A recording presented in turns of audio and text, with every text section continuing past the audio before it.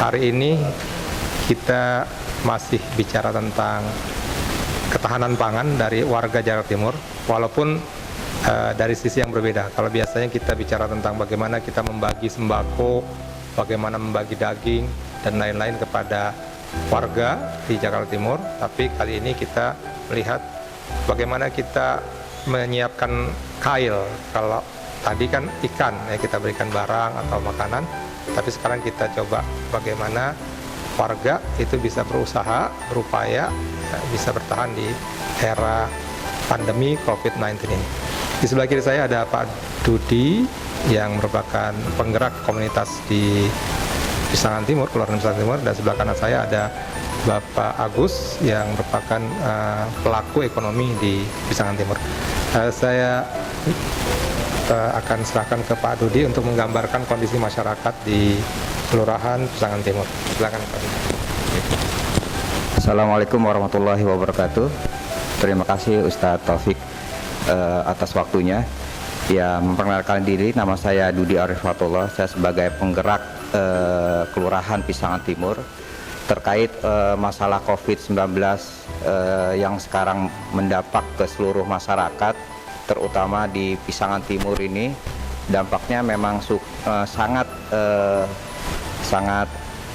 sekali ke masyarakat, karena memang dari beberapa masyarakat di Pisangan Timur itu banyak orang-orang yang memang banyak di PHK, banyak dirumahkan.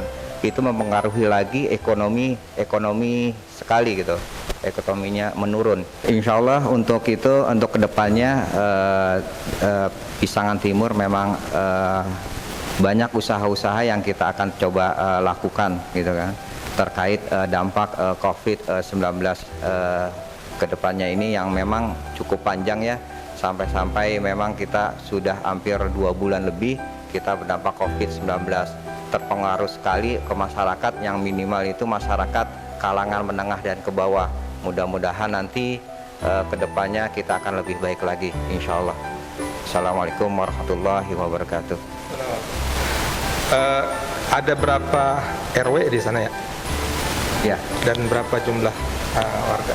Ya, untuk RW di Pisangan Timur itu ada 15 RW, tapi karena ada penggusuran di RW 9, jadi ada 14 RW gitu. Sekitar warga RW Pisangan Timur itu sekitar hampir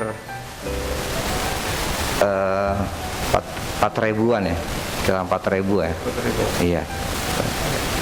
Ya, jadi ini sebagai contoh aja satu daerah yang satu kelurahan di Jakarta Timur yang memang cukup menderita ekonomi dari masyarakatnya karena adanya pandemi COVID-19. Akan tapi kemudian ada di sebelah kanan saya ini Pak Agus ya, ada orang-orang yang tetap bisa bertahan di tengah kesulitan ekonomi di masa pandemi ini ya, antara lain dengan bagaimana nanti kita dengar ceritanya apa yang beliau buat sehingga beliau masih tetap punya penghasilan yang cukup ya untuk menghidupi keluarganya, dan juga bisa mungkin nanti diceritakan bagaimana dampaknya juga kepada tetangga dan teman-teman beliau. Silakan Pak Agus. Assalamualaikum warahmatullahi wabarakatuh.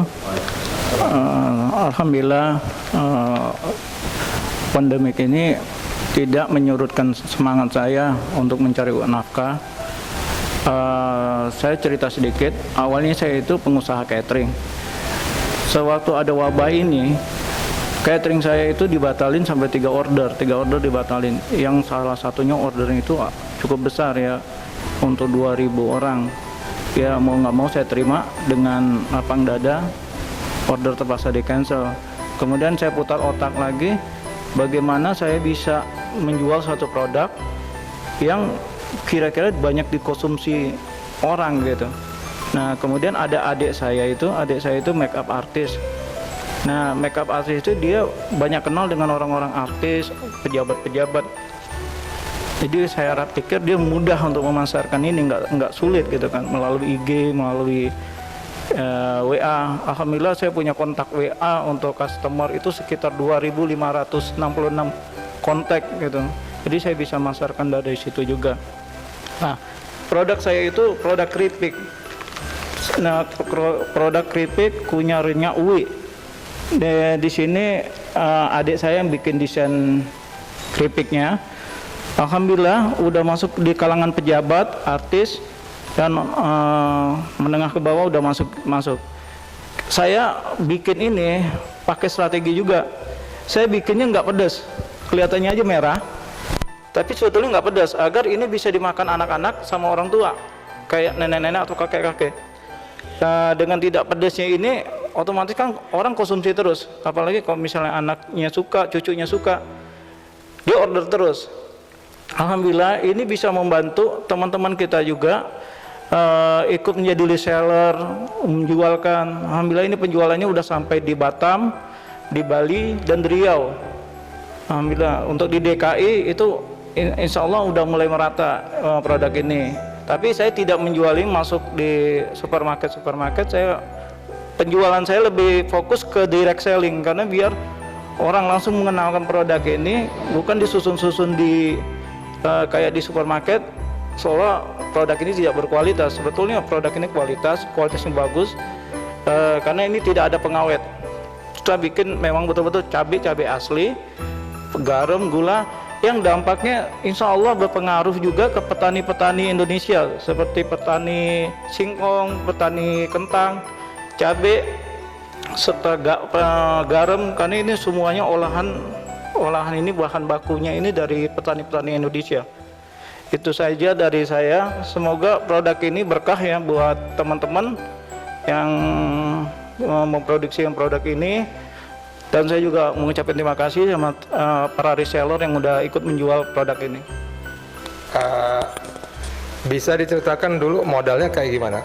Berapa modal yang dibutuhkan, kemudian buatnya di mana, produksinya, ya, kemudian cara menjual pertama kali seperti apa sehingga kemudian bisa sampai ke seluruh Jakarta atau bahkan ke luar daerah. Nah, awalnya ini sebelum pandemi ini juga saya udah jualan ini sebetulnya. Saya cerita, saya tertarik dengan jualan ini karena modalnya juga tidak begitu besar.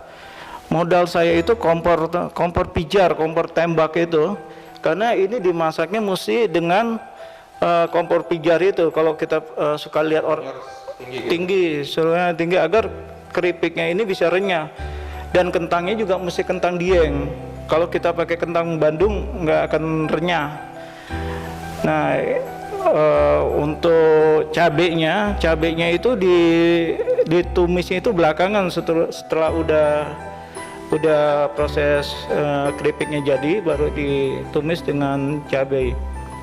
Artinya tidak terlalu sulit untuk membuatnya? Tidak terlalu sulit sebetulnya membuatnya. Saya harapkan juga teman-teman bisa bikin ini, karena permintaan ini sebetulnya banyak, karena ini pakai tenaga manual bukan tenaga mesin.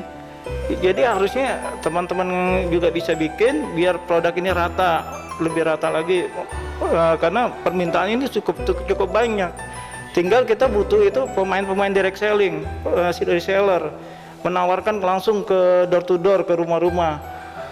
Nah, lebih cepat gitu daripada kita jual titip di koperasi. Saya juga titip di koperasi, penjualannya bagus. Alhamdulillah di koperasi TV1 saya taruh, di Atakwa juga saya taruh, itu penjualannya bagus untuk singkong. Karena kalau untuk yang murah-murah, kelas yang murah-murah itu saya pakai singkong aja, singkong balado, itu juga penjualannya bagus gitu. Berarti ini ada singkong, ada kentang, iya ada kentang. Kalau kentang kan harganya cukup mahal. Kalau singkong kan lebih ekonomis lagi. Cepat penjualannya, terus terang cepat ini. Yang penting kita tekniknya itu, cara menyabekannya itu juga cabenya jangan cabai yang kasar. Kita minta cabai yang paling halus biar dia rata, menempel di kentang-kentang ini gitu. Kalau pakai cabai yang kasar tidak ini. Dan cabainya jangan cabai yang udah digiling lama. Cabainya kalau bisa cabai yang masih segar, minta digilingin sama tukang cabainya, bukan yang udah dimalemin, bukan. Nah, langsung diolah, dibikin tumis gitu. Jadi nggak bisa cabai yang udah itu hasilnya nggak bagus, dan aromanya juga nggak enak gitu kalau pakai cabai yang udah lama. Itu aja dari saya. Ya, jadi oke, mungkin kita udah bisa lihat bahwa memang ada berbagai cara ya kreasi untuk bisa membuat produk dan kemudian dijual kepada masyarakat, dan ada banyak cara ya. Ini kebetulan memang kalau Pak Agus produknya adalah keripik ya,